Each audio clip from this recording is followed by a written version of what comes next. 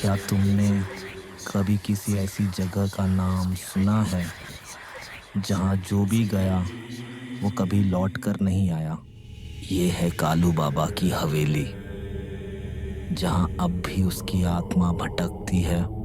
क्या तुम अंदर जाने की हिम्मत रखते हो? कालू बाबा की हवेली, जो यहाँ गया वापस नहीं लौटा। ये कहानी एक ऐसी हवेली की है जहाँ आज तक जो भी गया वह कभी लौट कर नहीं आया।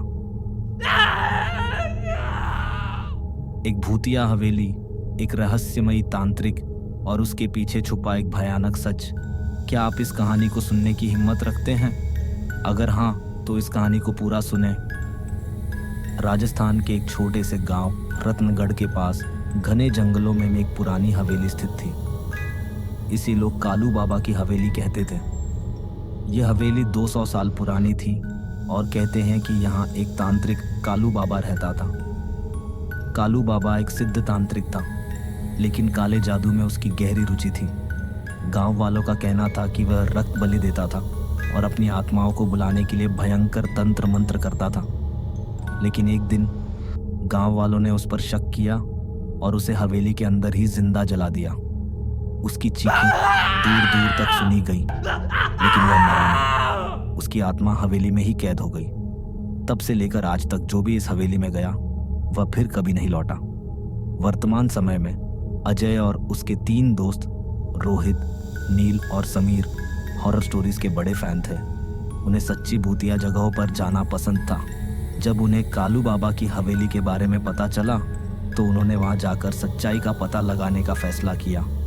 गांव वालों ने उन्हें बहुत मना किया, लेकिन वे नहीं माने। अरे भाई, भूत वूत कुछ नहीं होता, ये बस लोगों की अफवाहें हैं, अजय ने हंसते हुए कहा। लेकिन उन्हें नहीं पता था कि वे मौत के मुंह में जा रहे हैं। रात के 12 बजे चारों दोस्त टॉर्च और कैमरे लेकर हवेली पहुंचे। एकदम सुनसान थी।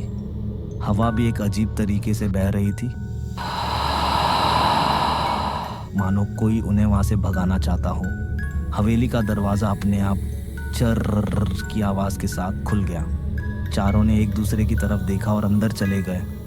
अंदर घना अंधेरा था और जगह जगह मकड़ियों के जाले थे। अचानक हवा में किसी औरत के चीखने की आवाज आई।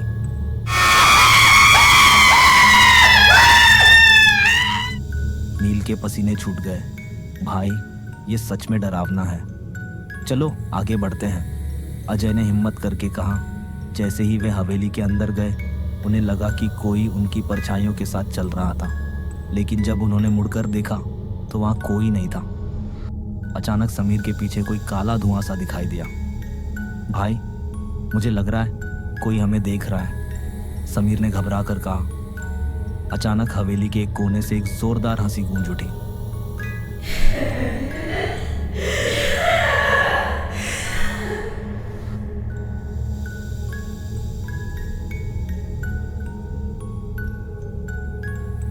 अब तुम वापस नहीं जा सकते।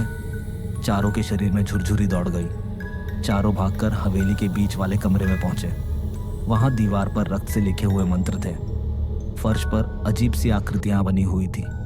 तभी एक पुराना आईना टूटा और उसमें से एक साया निकल आया। वह काले कपड़ों में लिपटा, बिना आंखों वाला एक प्रेत था। तुम्हें यहाँ नहीं आना चाहिए था, अब तुम्हारी आत्मा भी यहीं रहेगी। अजय ने कैमरा निकाला और रिकॉर्डिंग चालू कर दी। लेकिन तभी हवा में एक भयानक चीख गूंजी।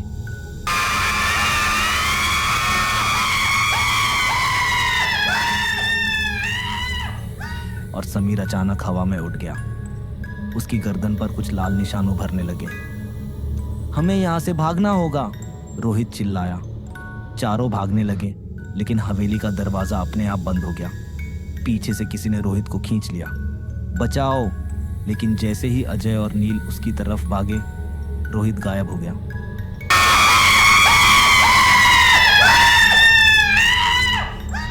सिर्फ उसकी चीखें हवेली में गूंजती रही। अब बचने का एक ही रास्ता था, कालू बाबा की आत्मा को शांत करना। अजय और नील ने जमीन पर रखी किताब उठाई और उसमें लिखे मंत्र पढ़ने लगे। हवेली हिलने लगी, दीवारों से खून बहने लगा। तभी अचानक एक जोरदार विस्फोट हुआ और हवेली की छत गिरने लगी।